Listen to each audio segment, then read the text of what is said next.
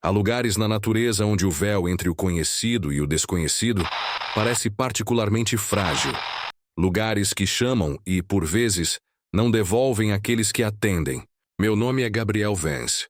Continuo minha investigação sobre o que acredito ser um padrão emergente em nossa cidade. Até agora, documentei 2 casos que desafiam a compreensão convencional: o incidente no shopping Riverside e os eventos no edifício Aurora. Há conexões inegáveis entre eles. O caso que trago hoje adiciona um terceiro ponto a este padrão, e com ele, mais evidências de que algo sistemático está ocorrendo. Esta é a Trilha do Limiar, no Bosque Norte. Um percurso de 8 quilômetros frequentado por excursionistas e entusiastas da natureza.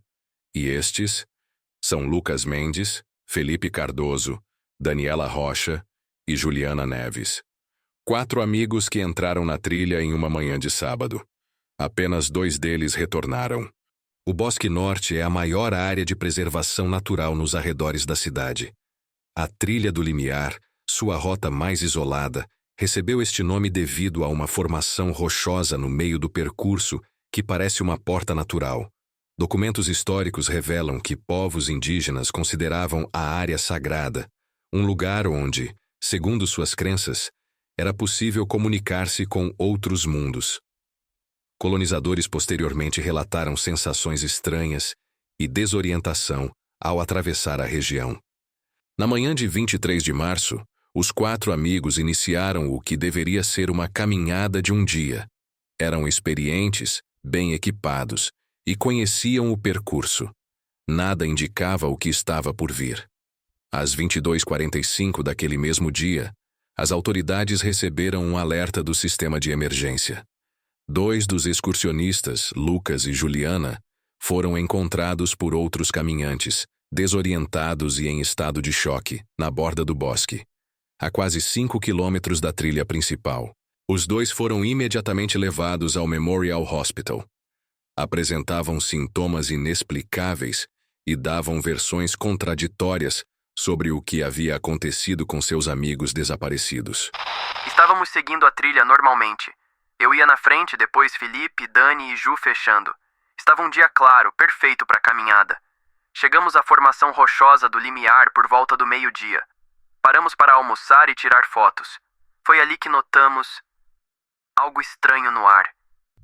Era como um zumbido, quase inaudível, mas você sentia na pele. Pensamos que poderia ser alguma colmeia por perto. Nada preocupante. Retomamos a caminhada por volta das 2h30. Foi depois disso que a neblina começou a aparecer. Não estava prevista para aquele dia. Surgiu do nada, muito densa. Decidimos continuar, já que estávamos na metade do percurso. Seria o mesmo tempo para voltar ou seguir em frente. A visibilidade diminuiu bastante. Foi quando percebi que não ouvia mais os passos da Dani e do Felipe atrás de nós. Parei e chamei por eles. Nada. Ju estava logo atrás de mim, ela também começou a chamar. Decidimos voltar um pouco, procurar. Não deviam estar longe, talvez alguns minutos atrás de nós. A neblina ficou estranha. Parecia se mover contra o vento. E tinha esse cheiro metálico. Andamos por pelo menos meia hora chamando por eles. Nada. Era como se tivessem desaparecido no ar. Foi quando começamos a ouvir os chamados. Vozes que pareciam deles, mas distorcidas. Vinham de todas as direções. E diziam coisas que não faziam sentido. Que tipo de coisas? Voltem! Não é seu caminho. Atravessamos. E o mais perturbador: Não somos os únicos aqui. em algum momento, Juliana e eu nos separamos também. A neblina era tão densa que não conseguia ver a 2 metros à minha frente. Fiquei sozinho por não sei quanto tempo. Horas, talvez. Quando finalmente encontrei Juliana novamente, já estava escurecendo. Ela estava diferente. Parecia desorientada, falava coisas sem sentido. Dizia que tinha encontrado Felipe e Dani, que eles estavam do outro lado. Ela tinha algo no braço, uma marca, como uma queimadura em forma de espiral. Não estava lá antes, tenho certeza. De alguma forma, encontramos o caminho para fora do bosque. Não pela trilha, mas por um ponto completamente diferente. Não sei explicar como chegamos ali. Parecia que a floresta nos expulsou. Os médicos dizem que provavelmente fomos expostos a algum tipo de toxina. Talvez de uma planta ou fungo. Isso explicaria as alucinações, a desorientação. Felipe e Dani devem ter se perdido na névoa. As equipes de busca vão encontrá-los. Mas isso não explica as vozes que continuo ouvindo. Nem o fato de que às vezes, quando olho para Juliana por uma fração de segundo, não é ela que vejo. Felipe e Dani não estão perdidos. Estão do outro lado. E algo atravessou com a gente. Foi uma caminhada normal até chegarmos ao limiar.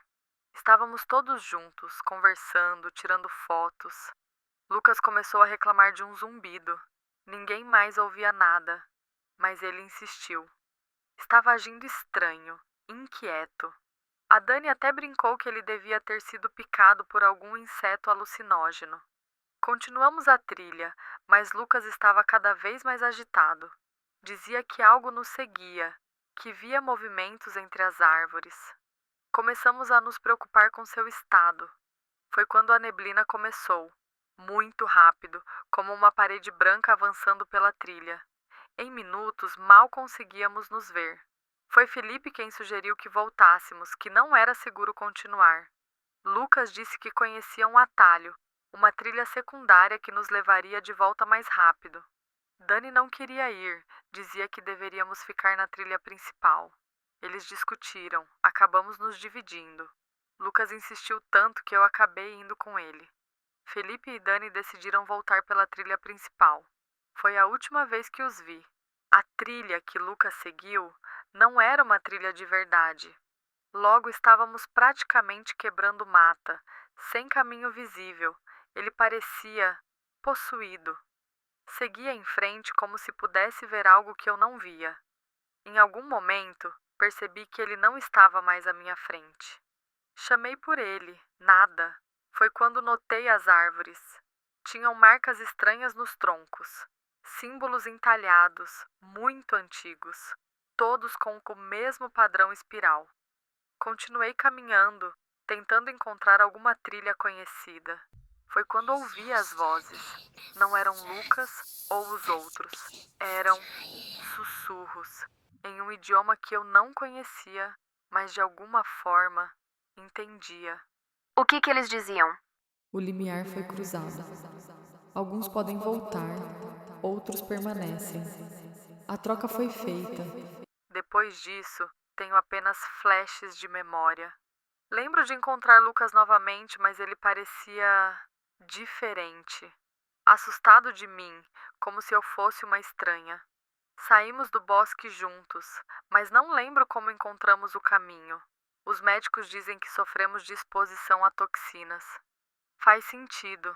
Explica as alucinações, a perda de memória. Estou certa de que Felipe e Dani encontraram o caminho de volta e estão bem. Mas na noite passada tive um sonho. Vi Felipe e Dani. Estavam no bosque, mas era um bosque diferente. As cores eram erradas. Eles olhavam diretamente para mim e diziam: "Vocês não são eles. O que fizeram com nossos amigos?" É apenas um sonho, claro. Efeito das medicações. Todos dizem que logo voltarei ao normal, que logo serei eu mesma novamente. As declarações contraditórias de Lucas e Juliana apresentavam elementos perturbadores e coincidentes. Decidi investigar mais a fundo o caso e o próprio hospital onde estavam sendo tratados. A doutora Helena Vasques, neurologista-chefe do Memorial Hospital, foi designada para o caso. Sua experiência com casos de toxicologia neurológica a tornava particularmente qualificada. Os exames iniciais mostraram alterações significativas na atividade cerebral de ambos, padrões que normalmente associaríamos a substâncias psicoativas potentes. Particularmente intrigante é que ambos apresentam exatamente os mesmos padrões de atividade anômala, principalmente no lobo temporal. É como se tivessem sido expostos à mesma substância na mesma dose, com efeitos idênticos, apesar das diferenças físicas entre eles. encontramos traços de um composto orgânico desconhecido em suas roupas e pele. Estamos ainda analisando, mas parece relacionado a um fungo raro que cresce em áreas específicas do Bosque Norte. E quanto às marcas em espiral nos braços? Isso é mais difícil de explicar. Não são queimaduras convencionais.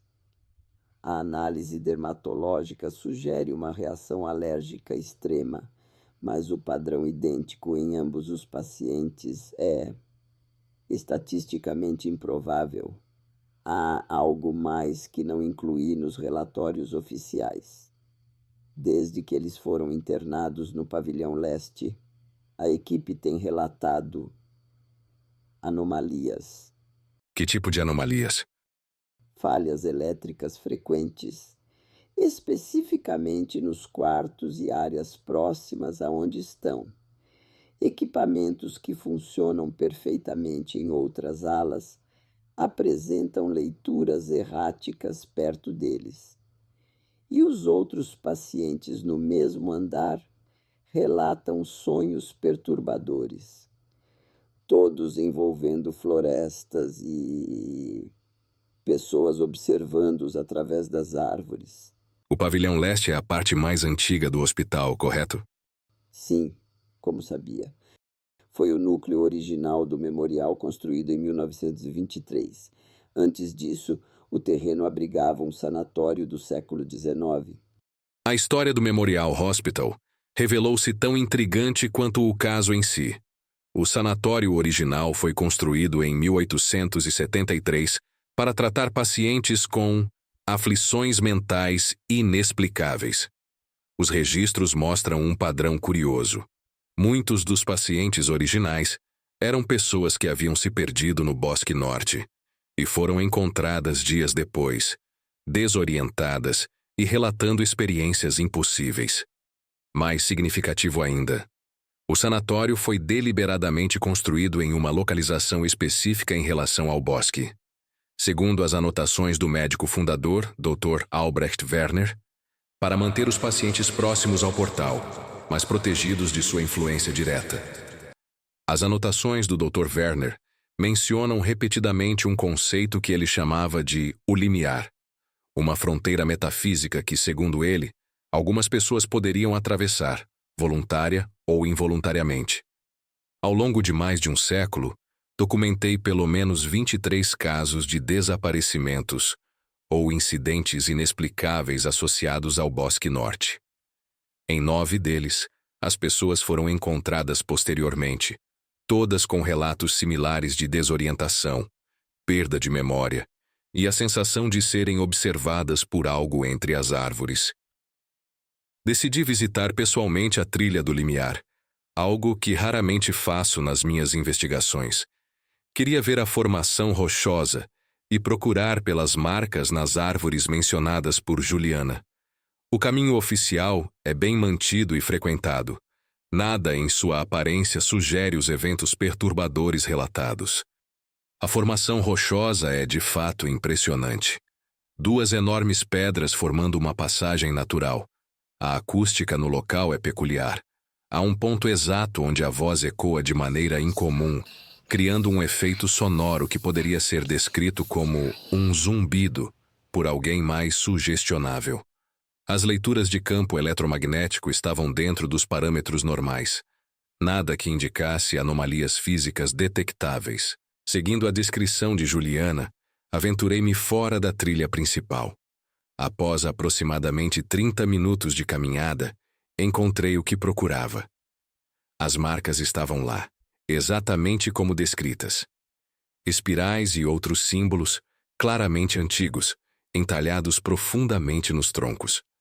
A análise posterior de amostras da casca sugeriu que alguns teriam mais de 150 anos. Mais perturbador foi descobrir que as árvores marcadas formavam um padrão específico na floresta. Quando mapeadas, revelavam uma espiral, invisível do solo, mas inegável quando vista de cima. Uma espiral que tinha como centro exato a formação rochosa do limiar. Foi quando percebi que não estava sozinho. Entre as árvores, parcialmente obscurecida pela vegetação, havia uma figura.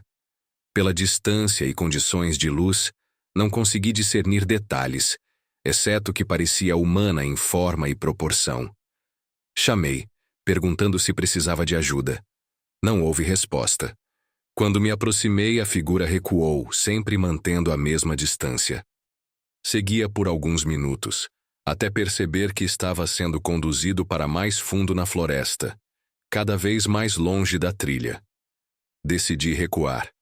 Foi nesse momento que notei algo estranho com minha bússola. A agulha girava continuamente, sem fixar-se em nenhuma direção. Meu celular também não mostrava sinal e o GPS não conseguia estabelecer localização. A neblina começou a surgir, exatamente como descrito por Lucas e Juliana. Rapidamente, a visibilidade diminuiu a poucos metros. Foi quando ouvi algo difícil de descrever objetivamente. Vozes distantes, indistintas. Não conseguia discernir palavras. Apenas a sensação inegável de comunicação tentando ocorrer. Tomei a decisão de retornar imediatamente, usando meu rastro para voltar à trilha principal antes que a situação se agravasse. Durante todo o percurso de volta, mantive a nítida sensação de ser seguido, observado. Mais de uma vez, vislumbrei movimento periférico, sempre fora do alcance da visão direta. Quando alcancei a trilha principal, a neblina dispersou tão rapidamente quanto havia surgido. Meus dispositivos eletrônicos voltaram a funcionar normalmente. Era como cruzar uma fronteira invisível de volta à normalidade. Apenas mais tarde, ao revisar as fotografias, notei algo que não havia percebido no momento. Algo, ou alguém, havia me observado o tempo todo. Voltei ao hospital para conversar com a doutora Helena. O estado de Lucas piorou nas últimas 48 horas. Ele desenvolveu uma febre alta que não responde a antipiréticos convencionais. As alucinações auditivas se intensificaram. Ele continua insistindo que eles estão tentando voltar e que algo veio com eles. Tivemos que sedá-lo para sua própria segurança. Os novos exames mostram uma atividade cerebral ainda mais anômala. É como se partes de seu cérebro estivessem funcionando em uma frequência completamente diferente do resto. E quanto a Juliana? Esse é o aspecto mais estranho. Juliana está perfeitamente bem. Todos os sintomas desapareceram completamente em 24 horas. Seus exames estão normais. Até a marca em espiral desapareceu sem deixar cicatriz. Ela não demonstra preocupação com os amigos desaparecidos. Diz que tem certeza que estão bem e serão encontrados. Sua calma é inquietante, considerando as circunstâncias. A enfermeira-chefe me relatou algo perturbador esta manhã. Durante a troca de turnos, às 2h17 da madrugada, ela encontrou Juliana no corredor. Juliana disse que estava apenas caminhando para clarear a mente. O problema é que sua porta estava trancada pelo lado de fora, conforme protocolo noturno. Não há explicação para como ela saiu do quarto. As gravações de segurança daquela hora mostram apenas estática nos 23 minutos em que ela esteve supostamente fora do quarto. Consegui uma breve entrevista com Juliana antes de sua alta hospitalar. Sua transformação era notável. Do estado de choque inicial para uma calma quase sobrenatural. Toda essa situação foi um enorme mal-entendido. Nos perdemos, ficamos assustados, imaginamos coisas. A mente humana é fascinante, não é? Como cria explicações fantásticas para situações de estresse. E quanto a Felipe e Daniela? Tenho certeza que estão bem. Provavelmente encontraram outro caminho para sair do bosque. Você sabe como é a cobertura de celular lá, péssima. Assim que voltarem à civilização, entrarão em contato. O senhor parece fascinado por casos estranhos, Sr. Vance. Deve ser interessante ver o mundo através de seus olhos, sempre procurando padrões onde só existem coincidências. Você se lembra da marca em espiral no seu braço? Outra alucinação, aparentemente. Os médicos disseram que era uma reação alérgica temporária a alguma planta. Viu? Sumiu completamente. Este símbolo significa algo para você? Você já o tinha visto antes? É apenas uma espiral, Sr. Vance. Espirais estão por toda parte na natureza. Conchas, galáxias, o DNA. Nosso mundo é construído em padrões espirais. Talvez seja por isso que nossa mente os reconhece tão facilmente. Sabe o que é realmente fascinante? Como duas pessoas podem experimentar exatamente o mesmo evento e interpretá-lo de formas completamente diferentes. Lucas vê monstros e portais. Eu vejo uma caminhada que deu errado. Quem está certo? Eles vão encontrar Felipe e Dani em breve. Tenho certeza. Mas questiono se serão exatamente as mesmas pessoas que entraram no bosque. Experiências assim nos mudam, não é mesmo? A busca por Felipe Cardoso e Daniela Rocha continuou por mais 2 semanas. Mais de 50 voluntários, cães farejadores e até drones foram utilizados para cobrir cada metro quadrado do bosque. A operação foi uma das mais extensas já realizadas na região. Todas as trilhas oficiais e áreas adjacentes foram minuciosamente vasculhadas. Apenas alguns pertences foram encontrados, espalhados em uma área de aproximadamente 3 quilômetros quadrados. Nada que indicasse claramente o destino dos 2 desaparecidos.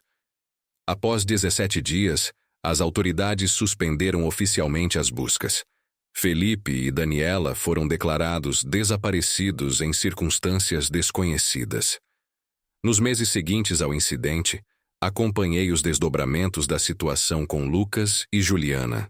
Lucas Mendes permaneceu hospitalizado por mais 3 semanas, antes de ser transferido para uma clínica psiquiátrica especializada. Seu quadro foi diagnosticado como psicose induzida por substâncias tóxicas, agravada por transtorno de estresse pós-traumático. Apesar do tratamento intensivo, seu estado mental continuou a deteriorar. As alucinações persistiram, sempre centradas na ideia de que Felipe e Daniela estavam presos em outro lugar e que algo havia atravessado com ele e Juliana. Em suas raras fases de lucidez, Lucas mantinha um medo inexplicável de Juliana. Insistia que ela não era a mesma pessoa e se recusava a encontrá-la quando ela tentava visitá-lo. Quanto a Juliana Neves, ela retomou sua vida com notável rapidez. Em 2 semanas estava de volta ao trabalho. Em 1 mês, suas redes sociais a mostravam viajando, socializando, aparentemente sem nenhum trauma residual do incidente. No entanto, amigos próximos relataram mudanças sutis em seu comportamento. Novos gostos, novas expressões, pequenos maneirismos diferentes. Todos atribuíram isso ao trauma da experiência. Afinal, eventos assim mudam as pessoas. A análise final da substância encontrada nas roupas de Lucas e Juliana identificou um fungo desconhecido, com propriedades químicas similares a compostos psicodélicos conhecidos, mas com uma estrutura molecular única. Curiosamente, mesmo em nível microscópico, o organismo apresentava estruturas em padrões espirais. Estudos laboratoriais revelaram que ele prosperava apenas em condições muito específicas de temperatura, umidade e campo magnético. O caso do Bosque Norte apresenta conexões inegáveis com os incidentes anteriores que documentei. A posição geográfica do Memorial Hospital em relação ao Shopping Riverside e ao edifício Aurora não é coincidência. Quando medida precisamente, a distância e o ângulo seguem uma progressão matemática específica, a mesma encontrada na espiral invertida. O símbolo da espiral aparece em todos os casos, no shopping, no apartamento 512, e agora nas árvores do bosque e nas marcas das vítimas. A recorrência do número 23, o incidente no shopping ocorreu em 23 de março. As ligações críticas no apartamento 512 em 23 de fevereiro. E agora o desaparecimento no bosque em 23 de maio. Em cada caso, há relatos de uma presença observadora, uma sensação de ser vigiado por algo que permanece nas periferias da percepção. E, mais perturbadoramente, cada local possui o que poderíamos chamar de um limiar, um ponto específico onde a barreira entre algo parece particularmente frágil. Há um elemento deste caso que hesitei em documentar. Algo pessoal que, pela primeira vez, me fez questionar minha objetividade como investigador.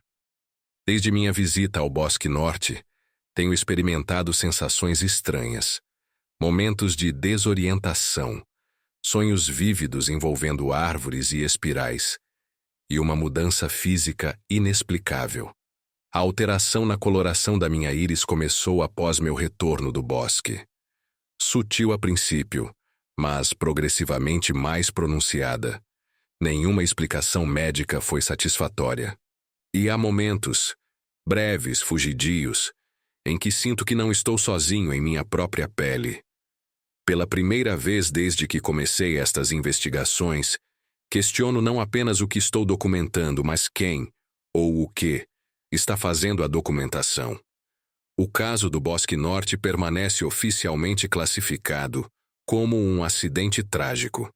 Felipe Cardoso e Daniela Rocha continuam desaparecidos, presumivelmente vítimas das condições adversas e desorientação no bosque. Lucas Mendes permanece internado, seu estado mental estável, mas sem melhoras significativas. Juliana Neves retomou sua vida normal, aparentemente sem sequelas do incidente. As evidências apontam para um caso de intoxicação por um fungo desconhecido, causando alucinações severas e desorientação. A natureza densa do bosque e as condições climáticas adversas explicariam o desaparecimento de 2 membros do grupo. Esta é a explicação racional, a que conforta e permite que sigamos nossas vidas, a que as autoridades aceitam e que a ciência atual corrobora. Mas, como em todos os casos que documento aqui no Krypton, há outra possibilidade. Uma que sugere que o limiar não é apenas o nome de uma trilha ou uma formação rochosa. O que aconteceu com Felipe e Daniela no Bosque Norte? E o que realmente voltou com Lucas e Juliana? A explicação oficial, baseada nas evidências coletadas, está disponível agora. Clique para descobrir a explicação científica por trás deste perturbador caso. Mas para aqueles que desejam considerar possibilidades que desafiam nossa compreensão convencional da realidade, clique aqui para examinar uma interpretação que sugere que algumas fronteiras, uma vez cruzadas, permitem tráfego em ambas as direções. Qual versão da verdade você acredita? A escolha é sua.